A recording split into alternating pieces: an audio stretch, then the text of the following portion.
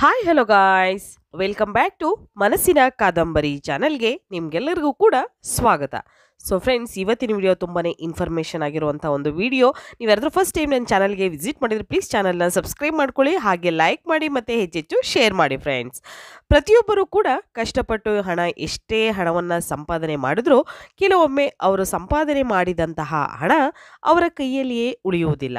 ಒಂದು ರೀತಿಯಾಗಿ ಹಣ ಖರ್ಚಾಗುತ್ತಿರುತ್ತದೆ. ಆದರೆ ಯಾವ ಒಂದು ಕಾರಣಕ್ಕಾಗಿ ಈ ರೀತಿಯಾಗಿ ಹಣ ಖರ್ಚಾಗುತ್ತಿದೆ, ಶ್ರೀಮಂತರಾಗದೆ ಬಡವರಾಗಿ ಉಳಿದುಕೊಂಡಿದ್ದಾರೆ, ನೋಡೋಣ ಬನ್ನಿ ಇವತ್ತಿನ ವಿಡಿಯೋದಲ್ಲಿ.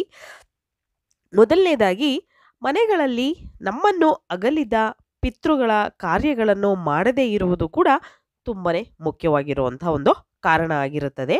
ಹಾಗೆ ಎರಡನೆಯದು, ನಾಗರ ಪೂಜೆ ಮಾಡುವಂತಹ ಪದ್ಧತಿ ಇದ್ದರೂ ಅದನ್ನು ಮಾಡದೇ ಇರುವುದು ಕೂಡ ಒಂದು ಕಾರಣ.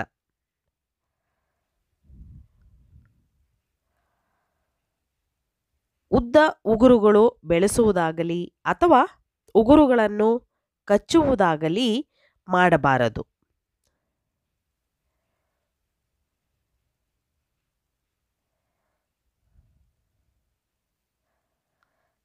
ದೇವರ ಮನೆಯನ್ನು ತಿಂಗಳುಗಳ ಕಾಲ ಸ್ವಚ್ಛ ಮಾಡದೆ ಹಾಗೆ ಇಡುವುದು ಕೂಡ ಒಂದು ಕಾರಣವಾಗಿರುತ್ತದೆ.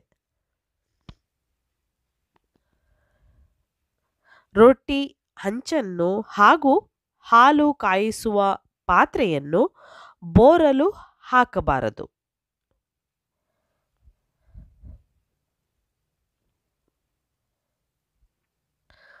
ನಿಮ್ಮ ಮನೆಯಲ್ಲಿ ಗುಡಿಸಿದ ಕಸವನ್ನು ಅಲ್ಲಲ್ಲಿಯೇ ಇಡಬಾರದು.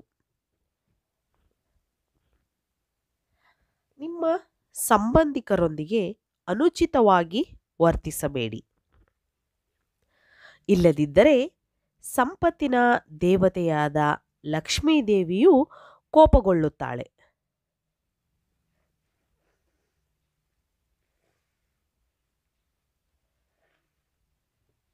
ಬೆಳಿಗ್ಗೆ ಎದ್ದ ನಂತರ ಹಾಸಿಗೆಯನ್ನು ಸ್ವಚ್ಛಗೊಳಿಸದಿದ್ದರೆ ಜನರು ತಮ್ಮ ಜೀವನದಲ್ಲಿ ಹಣದ ಕೊರತೆಯನ್ನು ಎದುರಿಸಬೇಕಾಗುತ್ತದೆ.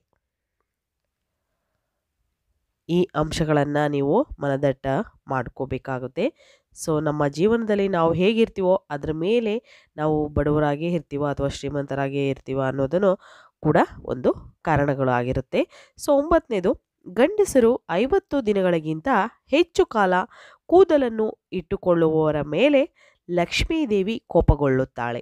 ಆದ್ದರಿಂದ ನೀವು 50 ದಿನಗಳ ಮೊದಲು ನಿಮ್ಮ ಕೂದಲನ್ನು ಕತ್ತರಿಸಿಕೊಳ್ಳಬೇಕಾಗುತ್ತೆ, ಕಟಿಂಗ್ ಮಾಡಿಕೊಳ್ಬೇಕು ಅಂತ. ನೀವು ಮುರಿದ ವಸ್ತುಗಳನ್ನು ಬಳಸಿದರೆ ಅದು ನಿಮ್ಮ ಜೀವನದಲ್ಲಿ ಹಣಕ್ಕೆ ಸಂಬಂಧಿಸಿದ ಸಮಸ್ಯೆಗಳನ್ನು ಸೃಷ್ಟಿಸುತ್ತದೆ. 11ನೇದು, ಪೂಜಾ ಸಾಮಗ್ರಿಗಳು ಸವೆದಿದ್ದರೆ ಅಥವಾ ಹೊಡೆದಿದ್ದರೂ ಬದಲಾಯಿಸದೆ ಹಾಗೆಯೇ ಅದನ್ನೇ ಉಪಯೋಗಿಸ್ತಾ ಇರುವುದು. ಹಾಗೆ 12ನೇದು,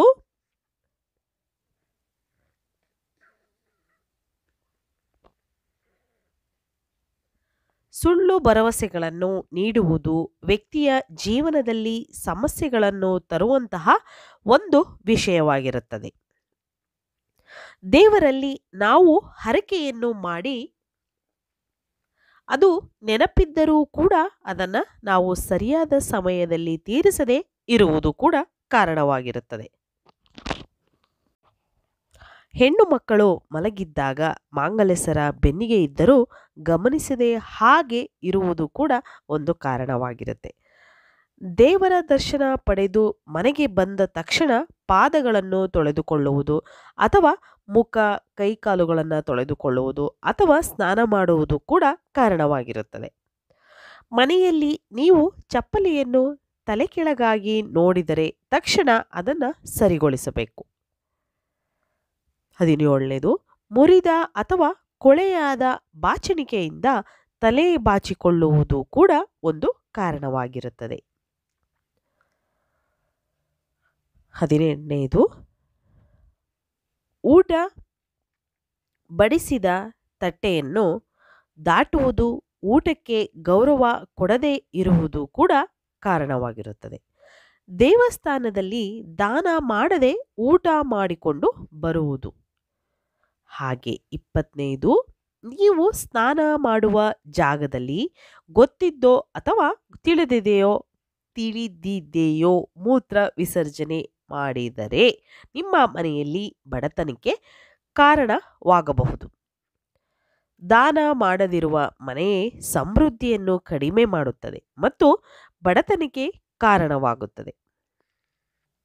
22ನೇದು, ಅನೇಕ ಜನರು ತಮ್ಮ ಸಂಬಂಧಿಕರನ್ನು ಗೇಲಿ ಮಾಡುವ ಅಭ್ಯಾಸವನ್ನು ಹೊಂದಿರುತ್ತಾರೆ. ಇದು ತುಂಬನೇ ತಪ್ಪು. ಹಾಗೆ ಬೇರೆಯವರ ಮನಸ್ಸಿಗೂ ನೋವು ಕೂಡ ನಾವು ಮಾಡಕ್ಕೆ ಹೋಗಬಾರ್ದು. ಕೆಲವು ಜನರು ಅತಿಥಿಗಳು ಬಂದಾಗ ಕೆಟ್ಟ ಮುಖಗಳನ್ನು ಮಾಡುತ್ತಾರೆ ಮತ್ತು ಅವರು ಹೊರಡುವವರೆಗೂ ಕಾಯುತ್ತಾರೆ. ಇದು ಕೂಡ ಮಹಾಲಕ್ಷ್ಮಿಗೆ ಕೋಪ ಬರುವಂತಹ ಒಂದು ಕೆಲಸ. ನಿಮ್ಮ ಆದಾಯಕ್ಕಿಂತ ಹೆಚ್ಚು ಖರ್ಚು ಮಾಡುವ ಅಭ್ಯಾಸವು ನಿಮ್ಮನ್ನು ಒಂದು ದಿನ ಬಡವನ್ನಾಗಿಸಬಹುದು. ಅನೇಕ ಮಹಿಳೆಯರು ನಿಂತಿರುವಾಗ ತಮ್ಮ ಕೂದಲನ್ನು ಬಾಚಿಕೊಳ್ಳುತ್ತಾರೆ ಅಥವಾ ಕಟ್ಟುತ್ತಾರೆ. ಅವರ ಈ ಅಭ್ಯಾಸವು ಬಡತನಕ್ಕೆ ಕಾರಣವಾಗುತ್ತದೆ.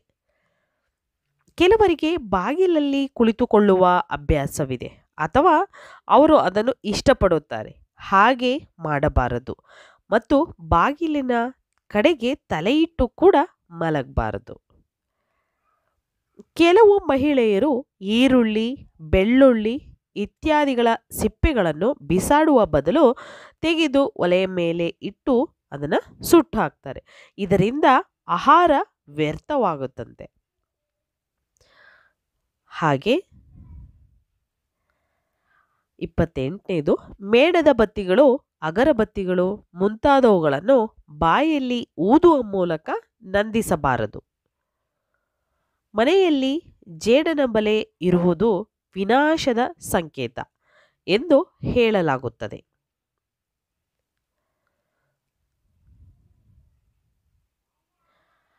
ಮನೆಯ ಮೇಲ್ಛಾವಣಿಯ ಮೇಲೆ ಬಿದ್ದಿರುವ ಕೊಳಕು ಆರ್ಥಿಕ ಮುಗ್ಗಟ್ಟನ್ನು ಹೆಚ್ಚಿಸಬಹುದು. ಇದು ಕುಟುಂಬದ ಸಮೃದ್ಧಿಯ ಮೇಲೆ ನಕಾರಾತ್ಮಕ ಪರಿಣಾಮ ಬೀರುತ್ತದೆ. ಮನೆಯ ಮೇಲ್ಛಾವಣಿಯನ್ನು ಸ್ವಚ್ಛವಾಗಿಡಿ.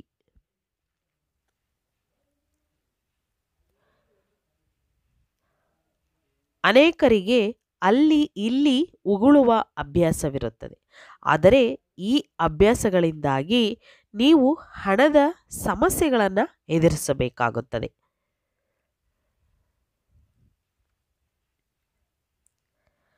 32ನೇದು, ಮನೆಯ ಮುಂದೆ ಹೂ ಬಂದರೆ ಬೇಡ ಎನ್ನಬಾರದು. ಬದಲಿಗೆ ನಾಳೆ ಕೊಂಡುಕೊಳ್ಳುತ್ತೇನೆ ಎಂದು ಹೇಳಬೇಕು. 33ನೇದು,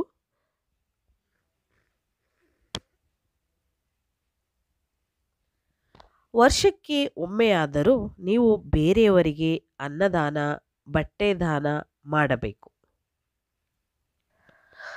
ನಿತ್ಯ ಸ್ನಾನ ಮಾಡದೇ ಇರುವುದು, ನಿತ್ಯ ದೇವರಿಗೆ ಪೂಜೆ ಮಾಡದೇ ಇರುವುದು ಆರ್ಥಿಕ ಮುಗ್ಗಟ್ಟಿಗೆ ಕಾರಣವಾಗಿದೆ. ಹಾಗೆ 35ನೇದು, ಸ್ನೇಹಿತರೆ, ಈ ಎಲ್ಲ ಒಂದು ಸಲಹೆಗಳನ್ನು ಖಂಡಿತವಾಗ್ಲೂ ಪಾಲಿಸಿ. ಇದು ನಮಗೆ ತಾತ ಅಜ್ಜಿಯರು ಹೇಳಿಕೊಟ್ಟಿರುವಂತಹ ಗುಟ್ಟುಗಳು. ಸೊ ಖಂಡಿತವಾಗ್ಲೂ ನಮ್ಮ ಜೀವನದಲ್ಲಿ ಇವುದನ್ನು ಅಳವಡಿಸ್ಕೊಂಡ್ರೆ ನಮ್ಮ ಜೀವನ ಮತ್ತು ಸುಖ ಶಾಂತಿ ನೆಮ್ಮದಿ ನಮಗೆ ಸಿಗುತ್ತದೆ. ವೀಕ್ಷಕರೇ, ಈ ವಿಡಿಯೋ ಇಷ್ಟ ಆದರೆ ಲೈಕ್ ಆ್ಯಂಡ್ ಶೇರ್, ಕಾಮೆಂಟ್ ಮಾಡಿ. ಹಾಗೆ ಚಾನಲ್ನ ಸಬ್ಸ್ಕ್ರೈಬ್ ಮಾಡ್ಕೊಳ್ಳೋದಂತೂ ಮರಿಬೇಡಿ. ಖಂಡಿತವಾಗ್ಲೂ ನಿಮ್ಗೆಲ್ಲರಿಗೂ ಕೂಡ ಈ ವಿಡಿಯೋ ಇಷ್ಟ ಆಗಿದೆ ಅಂತ ನಾನು ಭಾವಿಸ್ತೀನಿ. ಇವತ್ತಿನ ವಿಡಿಯೋನ ಮುಗಿಸ್ತಾ ಇದ್ದೀನಿ. ಬಾಯ್, ಸಿ ಯು. ಧನ್ಯವಾದಗಳು.